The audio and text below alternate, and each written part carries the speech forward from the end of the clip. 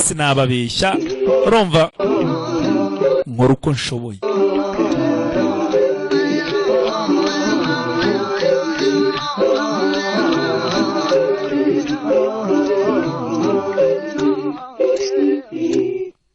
Lorraine Blanche ni umwamikazi w'umuzungu cyangwa se urumva wera.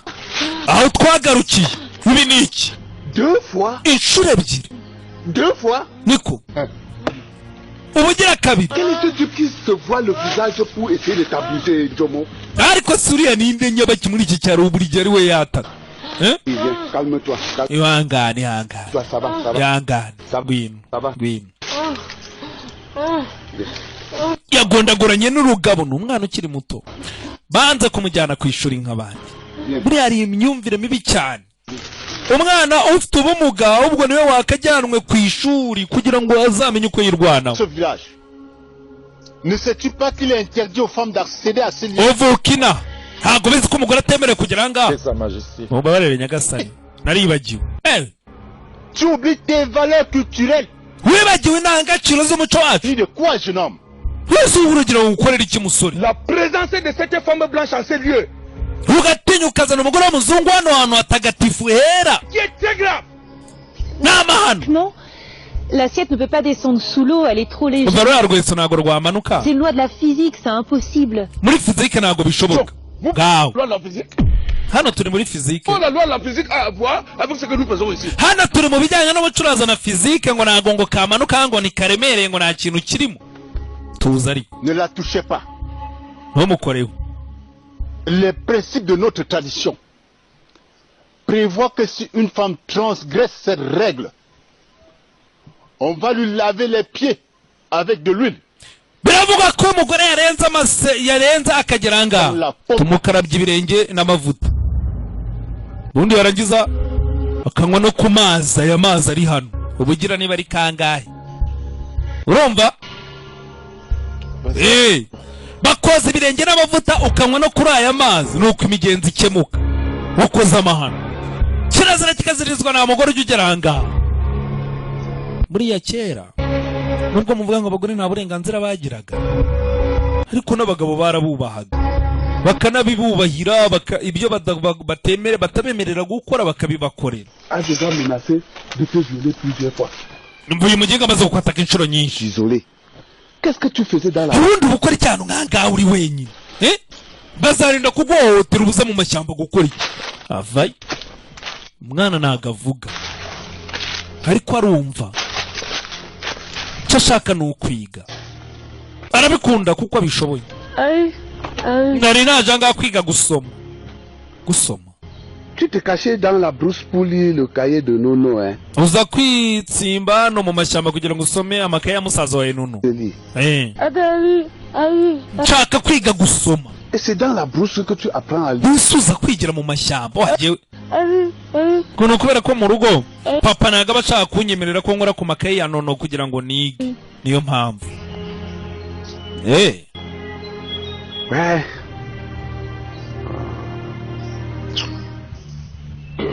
Enlevez les chaussures. Bana m'inkweto bagiye kubanza bamukarabye ibirenge. Wilson, j'ai peur. Mva Wilson mfite ubwoba. We kora ibyo bakubwiye. Muzungu ageze muri Afrika ntabwo azimigendo. Buriya rero nibyo mbabwiye. Umuhanzi bita Damian Marley n'umuhungu wa Bob Marley yaririmbye indirimbo yitwa Patience, muzayumve. Arangije aravuga ngo ntunyiyemereho. Nubwo ngiye ntazi gutwara imodoka ariko ntago uzi gukama inka bamusiga amavuta.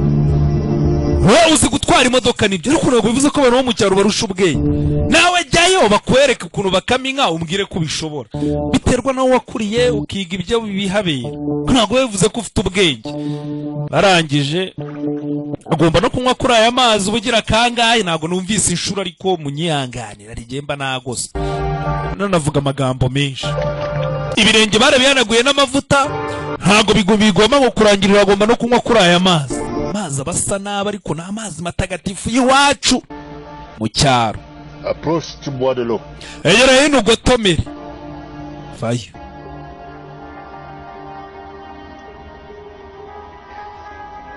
Et c'est cette eau que je vais boire? Aya niyo mazi ngiye kunywa. Yego sheri. gutumira. Mais elle n'est pas potable. Aya mazi nagatetse nagasa neza. Dangereuse pour l'homme. Yanera indwara. Hey, Tout qui est consommé par toutes les populations. aya mazi niyo abaturage b'inaha bose On n'est jamais plein. ntacyo baraba ntabwo bararwara.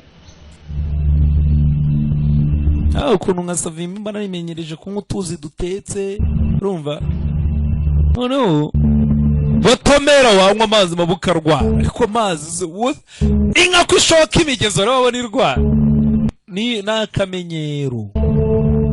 Ntabwo mbashishikarije kunywa amazi adasukuye, mungendere kure ibyo bintu ntabwo nabitinyuka.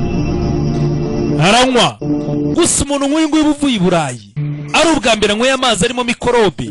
Erega twebwe kubera guhora tuyanywara ukuntu nyine bigeraho n'umubiri ukabimenyera ukavuga uti n'ubundi, ariko umuntu nk'uyu nguyu ashobora kurwara. Amazi yarayanyweye mabi asa nabi ariyangana. Qu'elle a exécuté le rite, nous allons déposer le canari à nouveau Ubwo rero umugenzi urangiye pour avoir la santé. reka dusubize uru rweso hano mu mazi turebe. Ubwo ibyatumaga urweso rutamanuka mu mazi ni ukubera uyu mugore wari wageze ahantu hatagatifu kandi bitemewe. Ahantu hatagatifu ubwo ni ahantu hera n'ahantu h'agaciro, reka tubyite gutyo. Umwami arangije aragaruka. Buriya ikibazo ni umugore wari uhari, abakurambere ntabwo bari bishimye.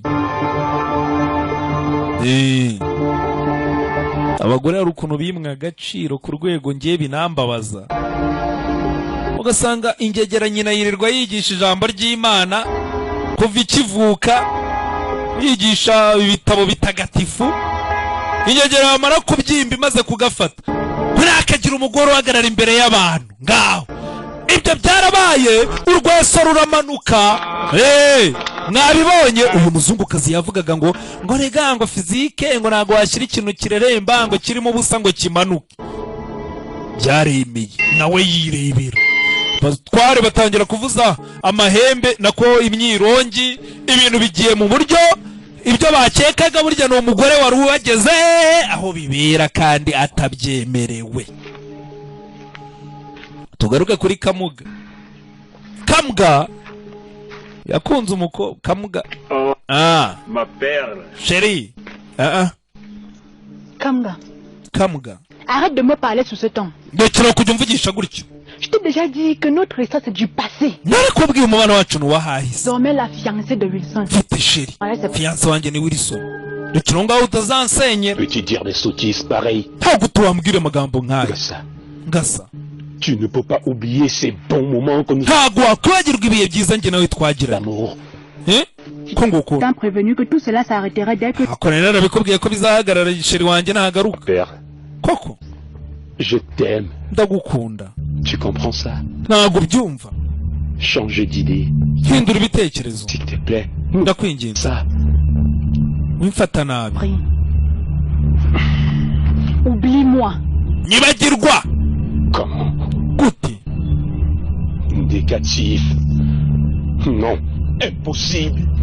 Urabizi ibyo bintu ntabwo bishoboka. Mais t'oublier, Ntabwo nakwibagirwa. dis encore impossible.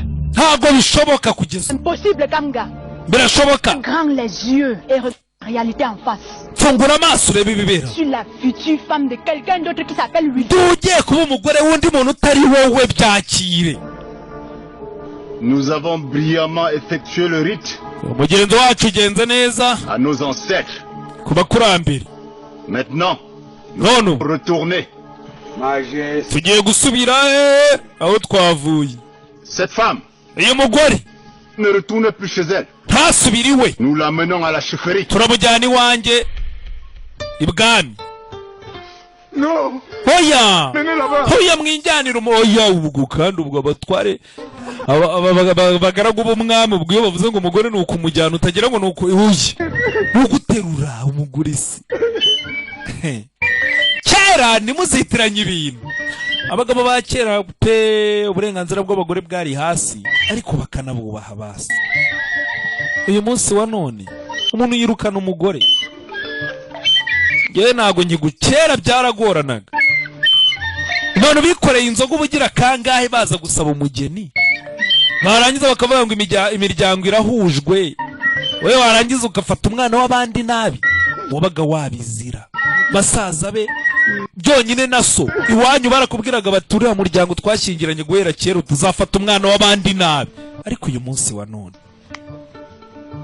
umusore araza akabwira iwabo, urumva amaze igihe aba muri ghetto, ngo nabonye umugeni ngo nzaza kumubereka. Iwabo nta ruhare babifitemo habe namba. Aha, tugaruka. Sheri uyu baramwihanangiriza arangije aracyari kumwe n'umusore. Je t'ai trop attendu ma kuti. Tunakumvise n'abari Sheri. Tu parles pas? Kutavuga. Qu'est-ce qu'il y a? Il y a un problème? Ni cyo kibazo, hari ikibazo? Nettement chérie.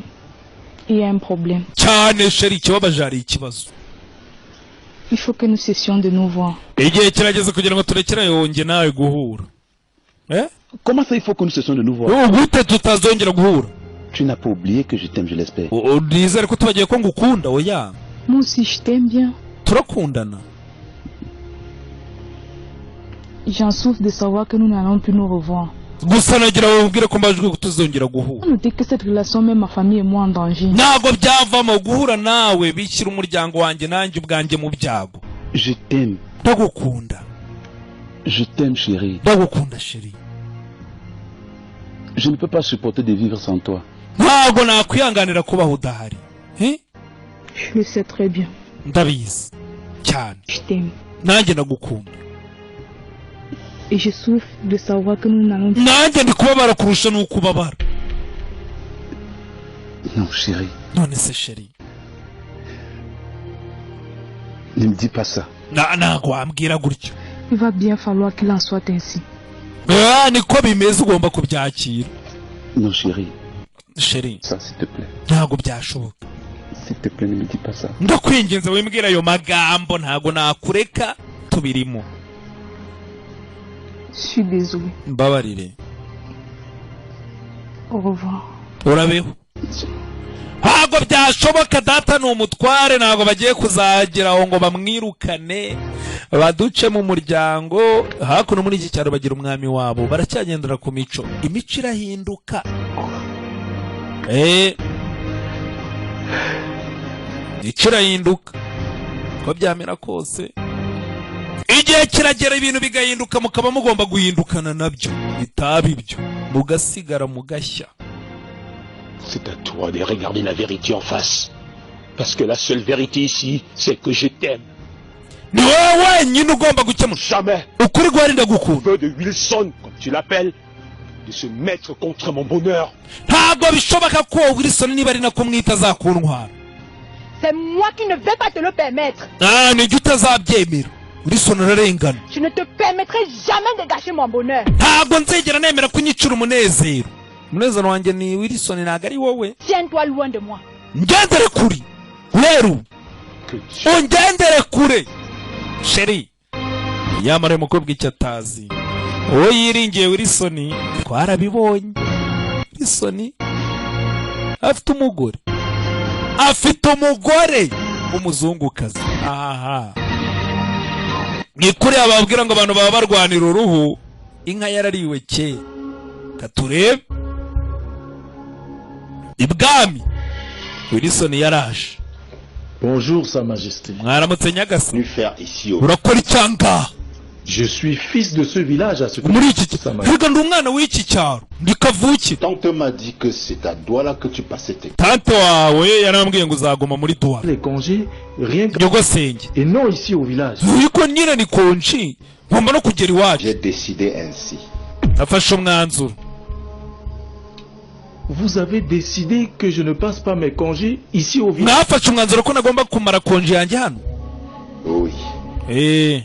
Ntabwo tugushaka. Que je n'y comprends rien dans cette histoire. Ntabwo mbyumva ariko. Il n'y a rien. Ntacyo kumva gihari. Iyo umwami yafashe umwanzuro barayawufashe. En fait. Okay.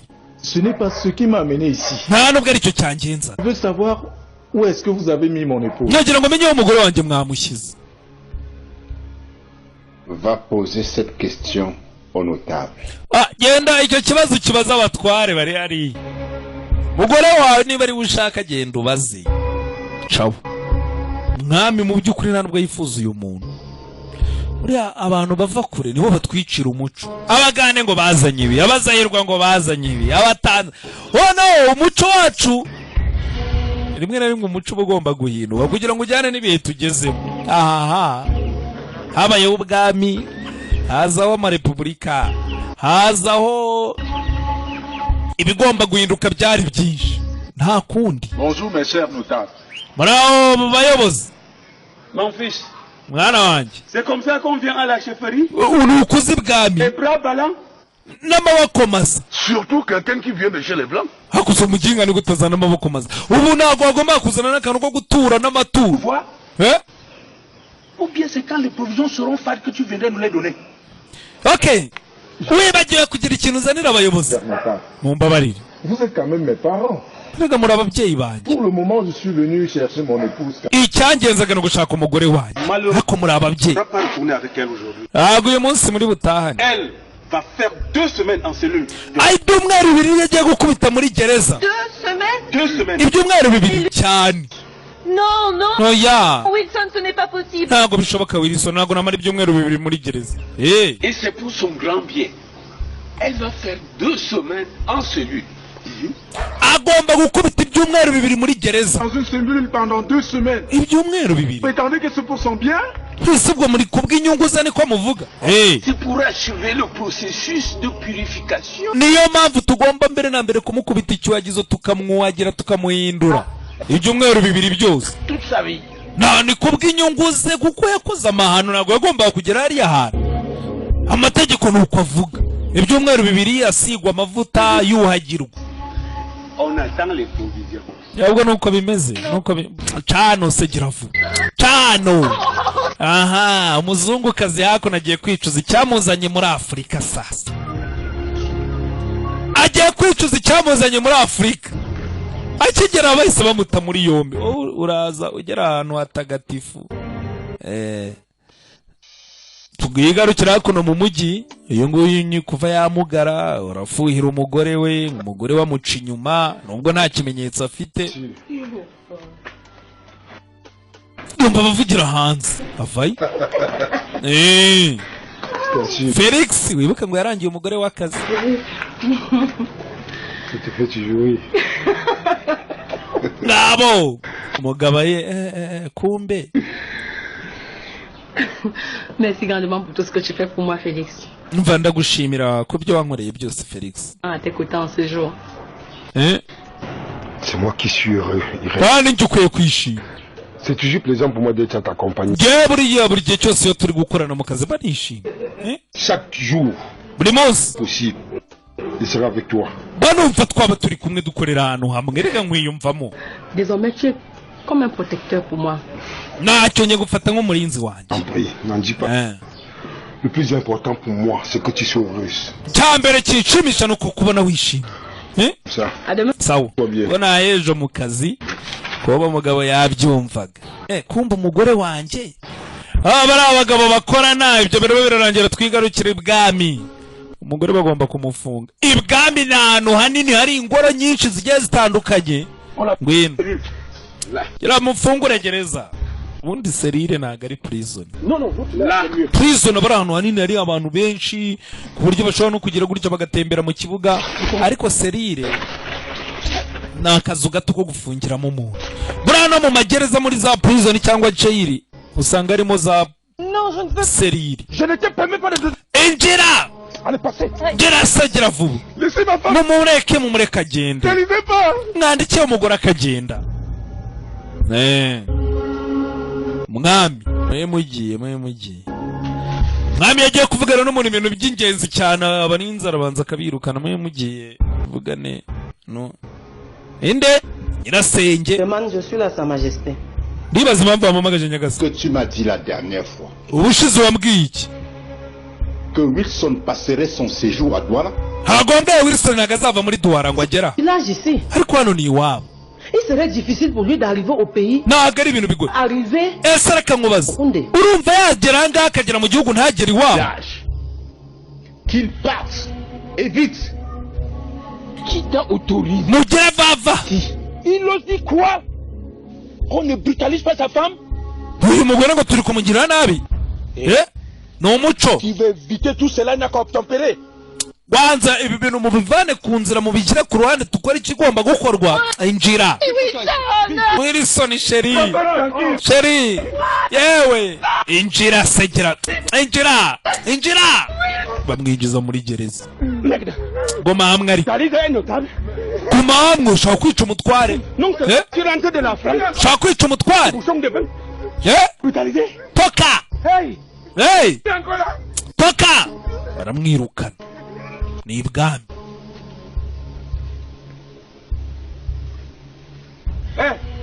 Il faut 2 gars ici. Comment? Qu'est-ce que tu veux que je fasse? Abone maragira ngo nkori. Faire rentrer en ville de force. Jewe nabuze umuntu kugera iwabo. Problème. Kibazo. Ta sœur et toi, vous devez faire en sorte qu'ils partent très vite. We na mukuru wawe nyina wa Wilson. Ukora uko mushoboye. Twaragerageje. Ntabwo nshaka ko mugerageza. Partez immédiatement de ce village. Mugira va mukora uko mushoboye Wilson ave muri iki cyaro. Ntabwo tumushaka. Ese ni ukubera iki batamushaka? Umugore baramufunze. Nibyo gukwerenze ku mabwiriza. Ariko se byari ngombwa ko bamufunga. Katurebe.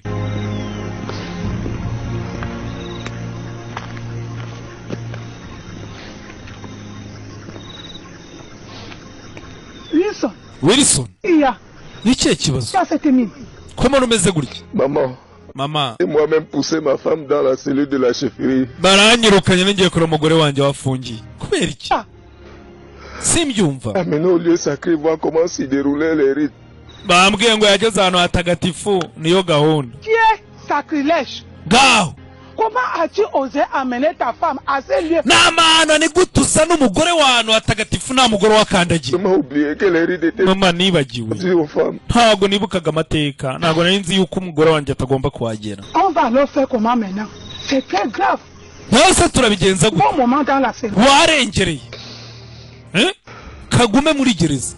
Ces gens ne peuvent-ils pas comprendre que Caroline n'est pas d'ici? Ariko sinago bagomba kubyumva ko Caroline adakomoka ina. C'est notre tradition. Ntagaze imico y'ina. Cela ne sert à rien de pleurer mon fils. Rekeraho kurira. Nous ne vont pas résoudre ce problème. Shaka uburyo ikibazo kiri buze gukemuka. Je m'en vais voir si je peux faire quelque chose. Nanjye reka ngende ndebe niba hari icyo nakora. Urumva? Tiens la haute. Akira. Va m'attendre à la maison. Genda unegerereze mu rugo ngiye kureba niba hari icyo nakora turebe ko bamufunga. Wilson. Je vais prendre mon foulard. Nayo nibagiwe frari yanjye. Zana hano. J'arrive là-bas mon pignon aussi. Ibyo biraba. Ntakuno barakwereka ruhari. Yakomeretse ameze nk'umuntu uri muri ivura. Do.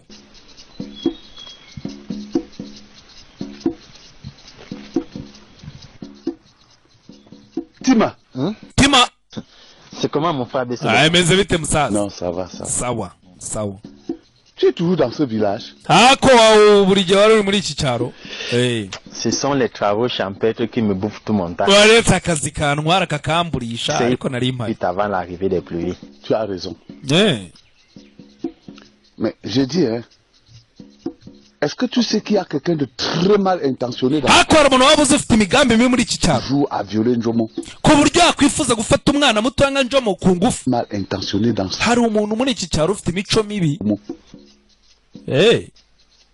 Quelqu'un veut violer Njomo.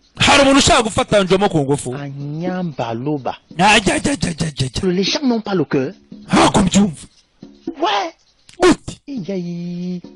Quelqu'un veut abuser du handicap d'une gamine comme celle-là. Estimé très chanceux celui-là.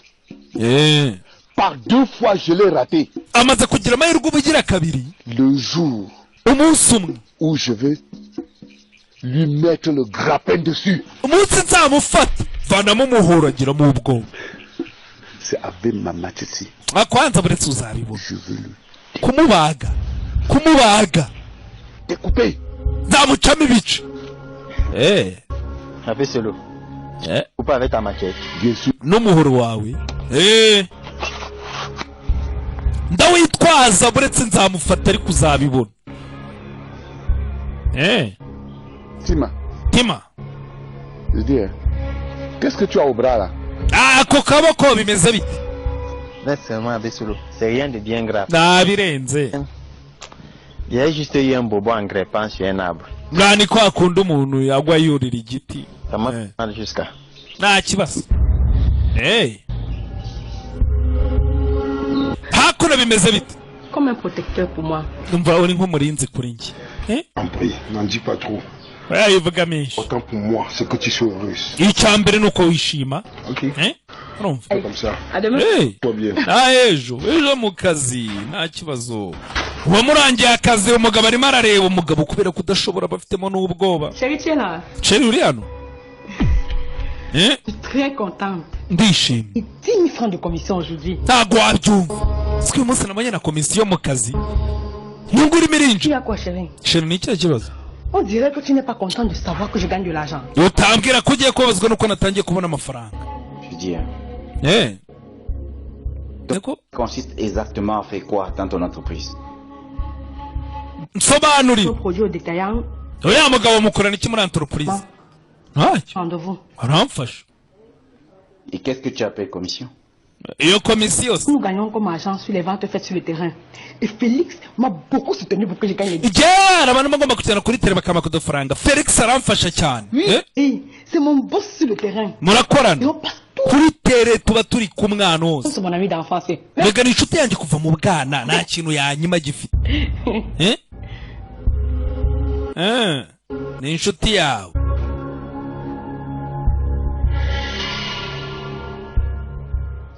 Même à la pause? No muri pause muba muri kumwe. No muri pause. Ouais bébé. Akose chérie. Entre nous. Nta kiri hagati ya we tanywa naho. Nta kiri hagati yacu n'akazi yandanye. Niba ari inshuti kuva mu bwana kuki atandongoye akaba ari wowe unjyana. Ibyo biro birangiye tugaruka kuri nde Reine Mère.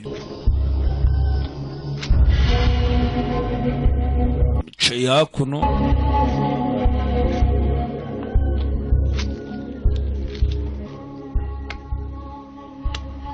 à vous l'honneur, la reine des reines, la beauté des beautés. Mu byubahiro byanyu mwabikazi w'abamikazi ubwiza mu mwiza w'abana. On a arrêté la femme blanche qui est venue ici avec mon fils. Hari umugore w'umuzungukazi. Ce village à Simba. Wazanye n'umuhungu wanjye bamufunze. Ntago uzi amabwiriza Simba. Niyo mpamvu naje kubataka. Toka. Pas particulièrement, hein. Ouais, ungendere kure. Ce n'est pas toi qui l'as envoyé avec ton fils. Ntago wamuzanye n'umuhungu wawe bakajya ahantu hatemewe. Je vous jure que non, ma reine. Ndabarahira Nyagasani. Je trouvais là-bas par hasard. Bageze hariya bihuriranye. Ntago bari babigambiriye. Et interdit sur le site à cette occasion. Nta nubwo yarabizi ko bibujijwe yuko umugore agomba kugera ahantu nk'hariya. Ma reine. Ni umunyamahanga. Ma reine. Muturwaneho. Tu n'as pas été au pays depuis 6 ans. Umwana wanjye amaze igihe. Imyaka igera muri 6 atari mu gihugu. Complètement dû oublier certains aspects de notre vie. Bose mu byibagirwa hari ibintu byinshi yibagiwe. Cet argument-là ne tient pas, Simba. Cyo bintu ntago biri buze kumfata. Soulez, madame. Et pour ta sanction, tu dois nous apporter à la chefferie 3 sacs de macabo. Kwanza urabizi kubw'amahano Mungu wawe yakoze. Ndagira ngo uze kunzanira imifuka 3 y'amateke byibura hangaha. We nayandi magambo nshaka. Unzanira imifuka. Imifuka 3 y'amateke. Nyabona. Uranyumva? Agerayo. Uragenda ukazaniye Mungu waza akora ibibazo. Mana yanjye. Je porte mes pieds, qu'est-ce qui m'a dit de venir là? Nari njanga ngo mutakambire. Je porte mes pieds pour venir ramasser la sanction. None nshyira mu bihano. Nzi ko byibura nje kumutakambira ngo arwane ko mwana wanjye. Imifuka 3 y'amateke ntago aba ari make. Kawo nyumvira. Nibi niki ndabigenza nti.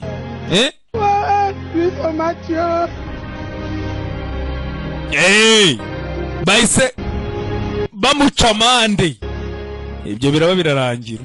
Ufunze aze bite bya toka sobera mu nzu.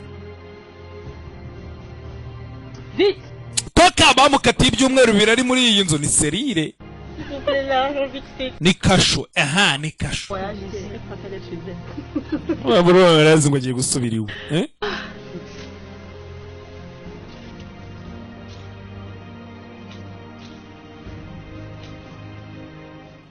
Je dis, hein, tu es trop culotté. Qu'est-ce que tu viens chercher ici? Ah, c'est vite byawe. Kubigenzwa niki? Pourquoi je suis trop culotté? Yeah? Passe pas comme ça ici, monsieur. We, ntago uzanusakuza. Les gens se balader. Ntago hano nta bantu baza kuvugiriza induru. Je te le demande une fois de plus. Nongere nkubaze. Qu'est-ce que tu es venu chercher ici? Uje gushaka iki? Je suis chercher mon épouse que vous... Cyakuri uwo mugore wanjye ari hano. Mugore wafungiye aha. Aha. Tu es venu chercher qui? Uje gushaka nde? Et qui t'a dit qu'on rend visite aux détenus ici? Ninde wakubwiye ko umugore ara? Il est détenu ici. Hari hano. Ninde wundi? Tu dois savoir que je lui apporte mon soutien. Najanga kugira ngo nshyigikire umugore wanjye nubwo afunze abone ko turi kumwe. C'est impossible. Ntabwo rero bishoboka. Nturi mu muvana. Wirisa toka. Banga ugende se. Toka. Bamuzaniye abagore bo kumucungira umutekano. Ikiza cy'abanyafrika ni muri Cameroon. Umugore arindwa n'abagore bagenzi be buriya rukuna abagabo basaba na ruswa. Shingiye ku kintu kishimisha mubiri reka ikintu cy'amafaranga ibyo birabe birarangira twigarukira hakuno. Je te demande où tu sors, madame. Uvuye rero kumwe n'umugabo. Et à quoi, comment ça? Niki kibazo se kandi? Tiens ceci pour la dernière fois. Je ne veux plus te voir te balader pour chercher je ne sais quoi à travers le village. Kwanza bwa nyuma sinshaka kongera kubana mu bibazo n'iki cyaro. Soit pour aller au champ, soit pour aller à la chefferie. Uzajya mu murima uve mu murima ujya ibwami kuririmba nta handi hantu wemerewe. Nuvuga ngo azajya ava mu rugo ajya ibwami ava ibwami ajya mu murima nyine ubwo ni mu mirimo nta handi hantu. Ko mbere ariko muzehe aba ari kwinywera mu ihembe. Donc être chanteur du chef, c'est être prisonnier. Ariko se kuba umuririmbyi w'ibwami bivuze kuri imbohe. Tu es devenu plus te réjouir. C'est que ça ne m'arrange pas. Je ne veux pas vous laisser détruire ce qui me reste comme honneur dans ce village. Kwanza ndagira ngo mugukobwa wamwiteho sinshaka ko nakubera ugakena nisigaranye muri iki cyaro bakamvanamo. Uranyumva? Donc l'enfant ne doit plus s'épanouir. Que les chanteurs du chef. Bivuze ngo umwana nabwisanzure mu gihe ari umuririmbyi w'ibwami. Nta kindi kintu yemerewe gukora. Ibi ni iki? Ça. Nibyo. Les disciplines de la honte. Discipline irakenewe. Urumva? Akanywamo. Akantu ko kunywamo ko ndagashyigikira buriya. Kuko akaniyongeza ariko se bite byaye. Ninkura nzaba nkuriye mugabo. No. Hari waciye inyuma sheri. Ngwino. Wilson. Ngwino. Duceho. Ajya kumutorekeje. Yagiye kunyura mu idirishya ry'inyuma. Ngwino sheri. Ngwino duceho. Arurira. Ngwino shangwi. Nibirani ibiki. Birani ibiki wabizanisha. Kumbe abarinze umukobwa baba baryamiye amajanja iminyafu. Comme ça. Kumbe jouer de nous. Uri gukina natwe. Ta tête tout à l'heure ne t'a pas suffi. Iminyafu. Bamucisha ari iminyafu ari inkoni zabugenewe zikubita iminyafu zitavunika zigonda. Kinga. Essaye encore d'envoyer la tête ici. Ongera usako gatwe se hano nkwere. C'est toi qu'on va fesser. Urumva? Ni wowe uri buhatwe iminyafu. Baraza kugutorokesha ngaha. Nta soni. Kumba abarinzi baba baryamiye amajanja ntago barangara.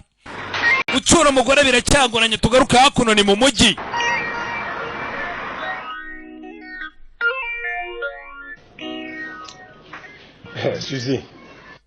Suzy. J'avoue que ta copine là, c'est une femme qui n'est pas facile, hein. Il m'arrive parfois même d'envier son... Uriya mugore wawe ndakeka ntago yoroshye. Ntagamo amahirwe. Irene inshuti yawe iragowe. Si nous l'appliquons, Irène sera à toi. Erega bitinde bitebukire ni uwawe. Et c'est quoi cette idée? Igitekerezo ni ikihe? La connaissance, elle aime la piscine, la plage, les balades, etc. Narebaga piscine, ku mazi, ku mucanga ikivu. Tukareba niba twamutegera. Vous profiterez du fait que son mari soit cloué dans une chaise roulante pour vous faire plaisir. à votre gré. Erega uriya mugabo yaramugaye ntago yamushimisha nitumujyana ku mucanga ku mazi hazaye ako ni agatekerezo keza Suzy. Original et génial. Icyo gitekerezo ni sawa. Ce qui me préoccupe, c'est que tu as Kibura. beaucoup d'enfants au cœur d'Irène. Nuko ugomba gufatisha Irene. Vite en application cette idée. Icyo gitekerezo tuyishyira mu bikorwa nonanga. Situation, le facteur temps. Très important. Naho ni sawa. Dès que tu as un peu de sous, on met notre plan sur les rails. Oh, s'il te plaît. Mupango wacu tukawushyira mu bikorwa. Awiya. Ce n'est pas un souci ça. Ntago icyo ari ikibazo cy'amafaranga. Rapide toi. None umugabo shaho yisuzirirwa mukura ngo azamugeza ku mugore sinzi nimba bizacamo. Oya amafaranga. Avec ça, tu pourras planifier les choses. Tegura buri kimwe cyose dore amafaranga. Organiser quoi avec 50 000? 50 000 yakora iki? Ibihumbi 50. Ok, c'est pas. Ok, sawa. Ntacyo. Amafaranga. Uyu mugabo shabirirwa bamukura. Bamukura akira. Ajoute ça dessus. Agenda utegure buri kimwe cyose. Ok. Oh, ma Suzy de Suzy. On va essayer. Suzy wanjye. Oya ndabitegura we ntugire ikibazo. Ikintu abantu batuburirwa ku bagore by'umwihariko akenshi hari ikintu ugomba kwikuramo. Waba uri umukire, waba uri mwiza, waba urenze mu bwenge, isi ntabwo ari we muntu ibonye bwa mbere. Menya ko ubana n'abandi, menya ko abantu bose ari kimwe, menya ko abantu bose bafite agaciro. Mu gihe cyose ukitekereza ngo bariya n'abantu banzanira amata, ngo bariya ngo n'abantu bansobanurira filime nkumva, ngo bariya n'aba, ukumva uri hagati y'ibintu byose abantu bose bagomba kugukorera, tayari uba wakishe.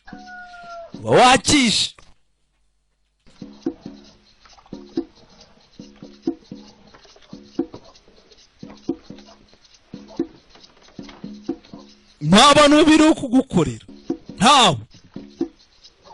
Qu'est-ce qu'il y a encore mon fils? Ni ikihe kibazo se kandi muhungu wawe? Maman. Elle est toujours gardée dans une cellule là-bas à la chefferie. Chere wanjye baracyamufite hakurya iriya. Calme-toi mon fils. Tuza mwana wanjye. C'est pour un petit temps. On ne va pas la garder là-bas éternellement. Ntabwo bari bumugumisha ari iteka ryose. Bazamurekura. Et inacceptable. C'est qu'on m'empêche même de lui rendre visite. Ntabwo mbyemera ariko mama ntabwo banyemerera kumusura. On t'empêche de lui rendre visite? Ntibakwemera kumusura. J'ai voulu la voir. Les gardes de la reine se nagiye kumusura ariko abarinzi b'umwamikazi barambuza. Souffre maman. Sinzi icyo ngomba gukora mama. Umugore wanjye baramufite. Rester insensible à ce qui lui arrive. Tu as raison. Nibyo uvuga nibyo. Si de faire quoi que ce soit pour elle en ce moment. Tu sais, les gardes ne font que exécuter les instructions du chef. Ntacyo twakora kubera abarinzi n'ubundi baba bagendera ku mategeko y'umwami. Ntabwo wababuza icyo bagomba gukora. Pourquoi ce chef refuse de comprendre que Caroline ne sait rien de nos cultures et de... Kuki umwami ubundi atemera yuko Caroline atarazi ibibera inahangaha? Ko atazi imico yacu? Kuki bamufunga? Kandi nta mategeko yarazi aribwo yarakize. C'est la torturer. None ndebera. Calme-toi mon fils. Tuza mwana wanjye. Je pense que nous devons réfléchir plus sereinement à ce qui arrive à ta femme. Tuza tubanze dutegereze tumenyere biki biri kujya mbere ku mugore wawe, nibwo tuzamenya icyo dukora.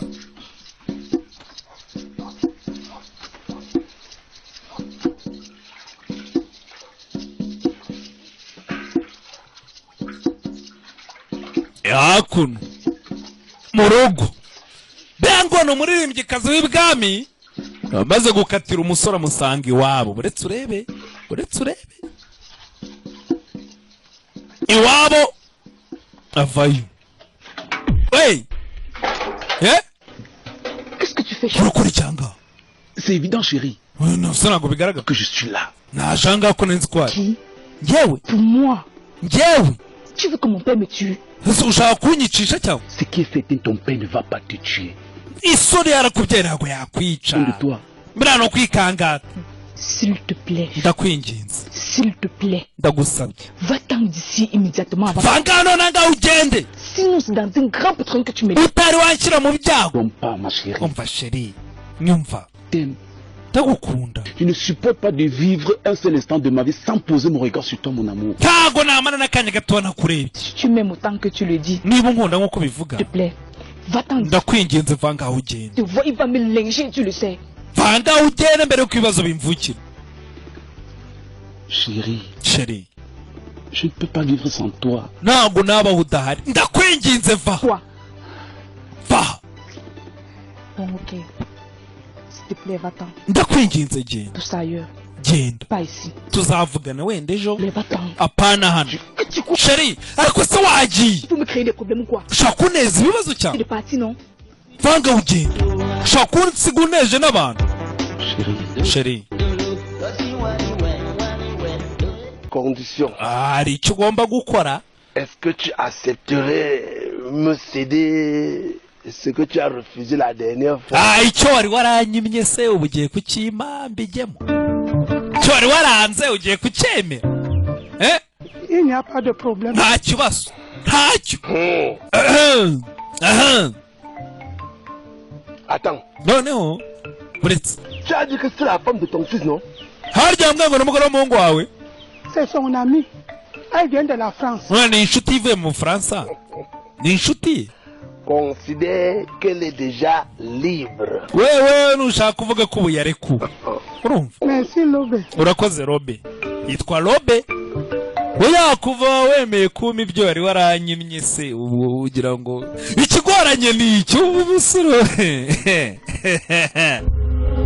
hakuno papa arimo aravayo bataramubona. Sheri ninjye nawe papa ageza ibyo yajyaga yumva arabyibona. wakapfa uri mu biki n'umukobwa wawe. C'est mon ami papa. inshuti yanjye papa. inshuti yawe. la fille que tu trompes. Déroute. Ton ami. inshuti yawe n'umukobwa. Je la doute pas. Ce n'est pas toi qui as pris fuite l'autre jour quand j'étais surpris à vous m'appeler au chat.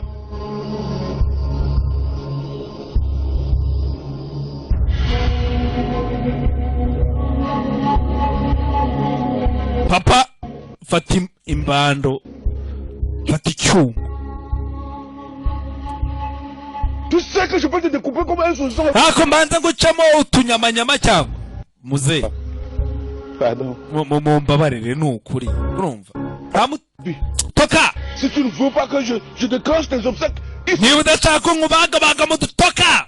toka. cawo usura cawo. sura usigaye utinyuka kaza no mu rugo noneho ibintu bimaze kuba birebire. niko toka ubone mu nzu. papa ntago abyumva. twigarukira hakuno ibwami.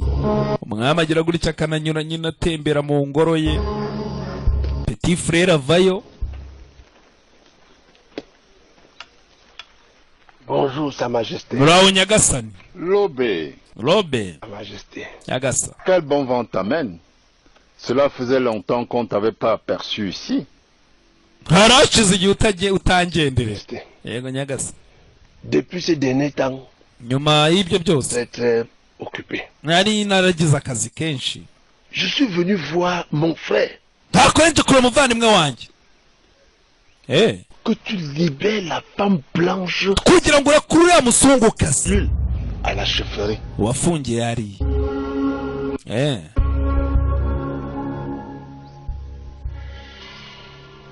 Comment tu peux me demander une chose? ariko gute wansaba ikintu nk'icyo?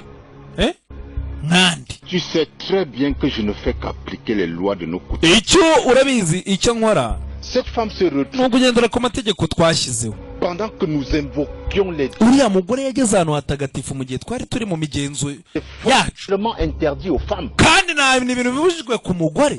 C'est vrai. yego nyagasani. Sa Majesté. nibyo rwose. Mais elle n'est pas du village. ariko ntabwo akomoka ina. C'est une européenne. ni umuzungukazi uvuye i burayi. connaît pas nos us et coutumes. ntabwo azi imigenzo n'imico yacu. ntugomba kumubabarira. Du village ou pas.